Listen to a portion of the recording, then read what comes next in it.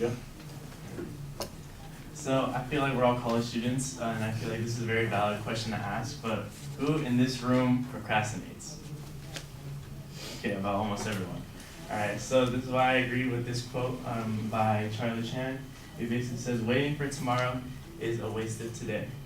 And I agree with the statement, and today I'm going to be telling you why, or how this applies to me, how this applies to famous people you might know, and how it applies personally to my family. So, as you guys might know, last speech I talked about my Math 40 class that I took last semester, and basically what would be the rundown would be that we would all meet once a week on Tuesdays at 12 o'clock. And the teacher would give us a pop quiz, or not really a pop quiz, but a quiz every time we walked in, and then lectured, and then we would be expected to learn the rest of the stuff on our own. And basically, every week there would be 80 questions of math homework. Sounds like a nightmare, and it was. And knowing me, I procrastinated. I procrastinated the whole week until Monday night. It was a very bad idea, and I finally. Basically, I didn't think of this quote, but I started to think that, like, what if I didn't procrastinate, and what if I actually tried to, teach myself the material and actually spread out the questions throughout the week, and I did, and it worked out for me. I'm going to also explain to you how this quote may apply to some of your famous people that you might know.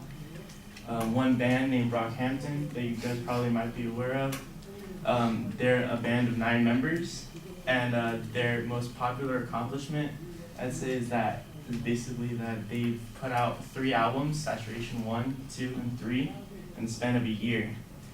And obviously, they don't procrastinate. They work every day of every year, and those 9 people get to make those albums.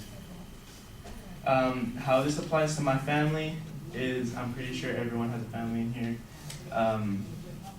Families bicker, families argue and they fight.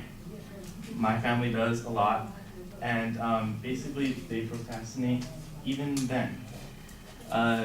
They fight, and then they wait until the nearest holiday to make up, so all the family could be together. And yeah, that's why I agree with this quote that waiting for tomorrow is a waste of today.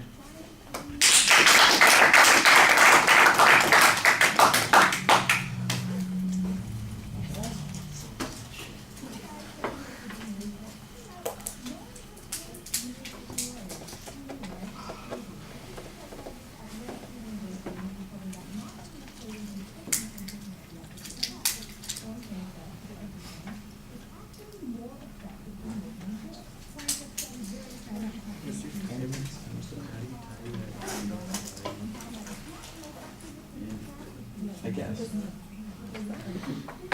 Couldn't you just let me know how long? No.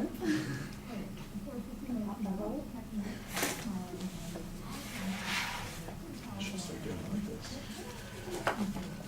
All right, the audience survey at the beginning is fine. It ties into the topic reasonably well. You've got a thesis that you are working on. That's good. There's a bit of a preview of the presentation. It's actually very solid.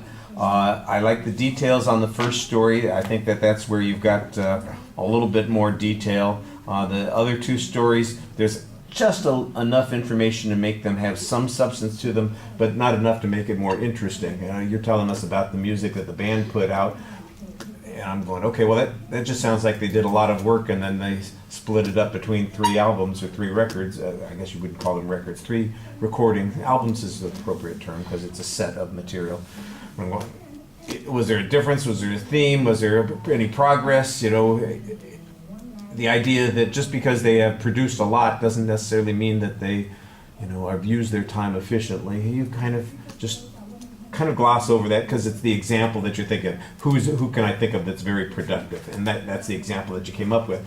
But you don't really say anything about that productivity and how valuable it was. Or, I got to be honest with you, I've never heard of this band, so I have no way of assessing it. I'd have no shared knowledge to be able to fill in blank spaces.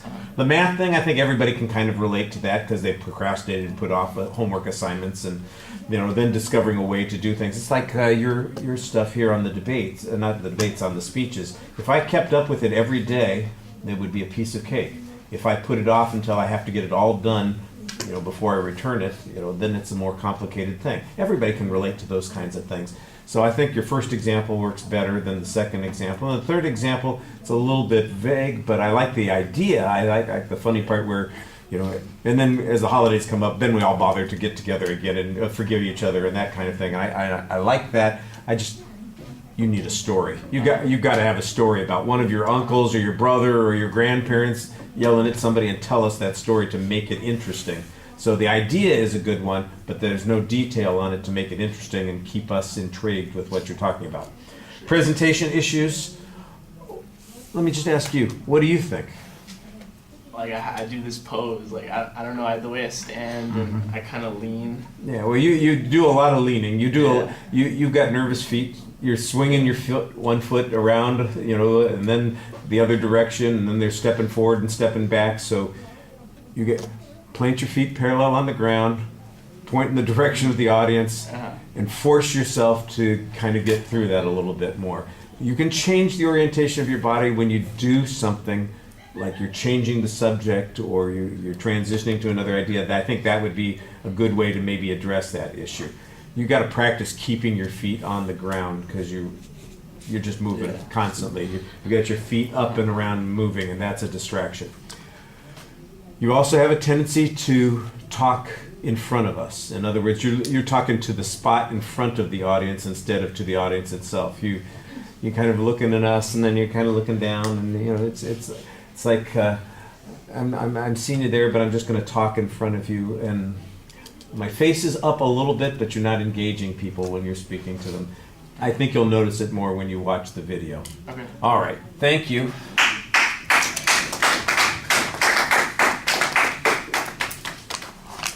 Lula, we've got topics for you. Come get some. Anyone? Yep.